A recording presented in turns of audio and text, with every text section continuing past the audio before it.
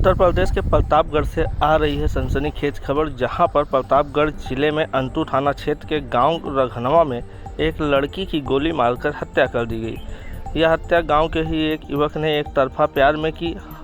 युवती का शव घर से 200 मीटर दूर बूसे पर मिला। सिरफिरे आशिक ने युवती की कनपटी पर पिस्टल लगाकर गोली मार दी। युवती का पूरा चेहरा खून से सना हुआ था। वह घर से 20 घंटे से लापता थी। रात भर उसकी तलाश करते रहे, पर सुबह युवती का शव मिला। पुलिस मुकदमा दर्ज कर आरोपी की तलाश कर रही है। प्रतापगढ़ जिला मुख्यालय से करीब 45 किलोमीटर दूर है गांव रघनवा। गुरुवार दोपहर करीब 2 बजे गांव में एंट्री करते हैं। गांव में चारों तरफ एक अजीब सा सन्नाटा था। एक दूसरे से हमने सालू के घर के बारे में पूछा। उसने इशारे में हमें रास्ता बता दिया। जैसे ही वहां पहुंचे, बरामदे में कुछ महिलाएं बैठी थी, जबकि चारपाई पे कुछ पुरुष बैठे हुए थे।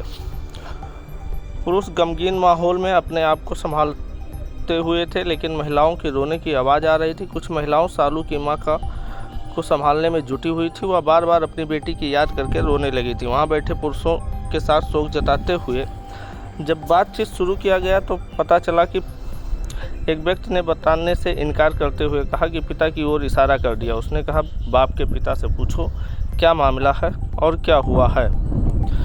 बाप ने बताया कि 12वीं तक की पढ़ाई करने के बाद उसने सिलाई कढ़ाई सीख ली थी। गांव के शहरों में बेटियों के साथ हो रही घटनाओं को देखते हुए हमने उसकी शादी करने का फैसला किया था। 3 महीना पहले उसकी शादी तय की थी। 24 अप्रैल को उसका एंगेजमेंट फिक्स था। पिछले 2 महीने से हम लोग तैयारी में लगे हुए थे। दिल्ली में नौकरी करने वाला मेरा बेटा भी आ गया था। 23 तारीख को दिन में हम लोग बाजार गए थे। वहाँ बेटे ने सारा सामान खरीदा था।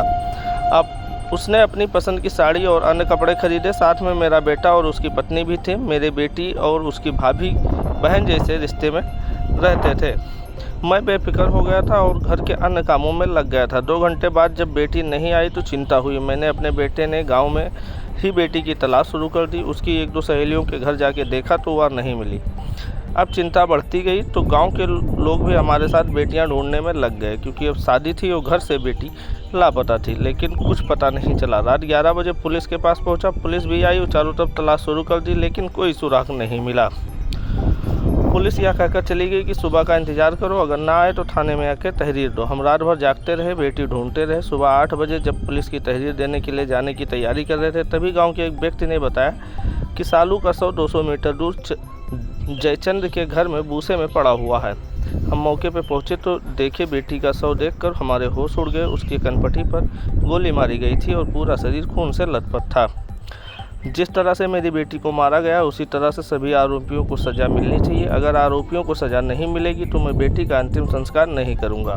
पुलिस अगर रात में ही गंभीरता से मेरी बेटी की तलाश करती तो वह मिल जाती और उसकी जान बच जाती। पिता से बात करने के बाद सालू के भाई से बातचीत हुई, जो दिल्ली में जॉब कर रहा था। उसने बताया कि कुछ दिन पहले ही बहन की सगाई के लिए गाँव आया था। मैं 2-3 महीने में घर के चक्कर लगाता था, लेकिन बहन ने कभी ऐसा कुछ नहीं बताया कि वह किसी लड़के से परेशान कर रहा है, कोई लड़का उसे, या वो किसी से प्यार कर रही है। ये हमारे ही गांव का एक सनकी लड़का है, जो सुनने में आया कि वो हमारे बहन के पीछे पड़ा था, मगर बहन ने नहीं बताया। और शादी के दिन किस तरह वो घर से ले गया, ये बात नहीं पता चल रही है। वहीं माँ का कहना है कि बेटी बाजार करने के बाद घर के काम में हाथ बटा रही थी और शाम में मेहंदी लगवाने जाऊंगी इसको बोलकर वह घर में ही थी, मगर किस तरह घर से चली गई या पता नहीं चला। पीड़िता के परिवार से मिलने के बाद जब आरोपी के घर की तरफ गए तो देखा गया कि पूरा परिवार लापता है। गांव वाले दबी जुबान से कहते हैं कि एक तरफा प्यार में लड़के ने वारदात को अंजाम दिया। पुलिस ने आरोपी जयचंद, उसकी मां, चाची और भाई पर हत्या का मुकदमा दर्ज किया है। पुलिस का कहना है कि प्यार की सनक में इस वारदात को अंजाम दिया गया है। जल्द ही आरोपी को गिरफ्तार कर मामले का खुलासा किया जाएगा। अब देखना यह है कि पुलिस कितना जल्दी जयचंद को पकड़ती है। अगर इसी तरह एक तरफे प्यार में लड़कियों को गोली मारने लगे लोग तो आगे क्या होगा।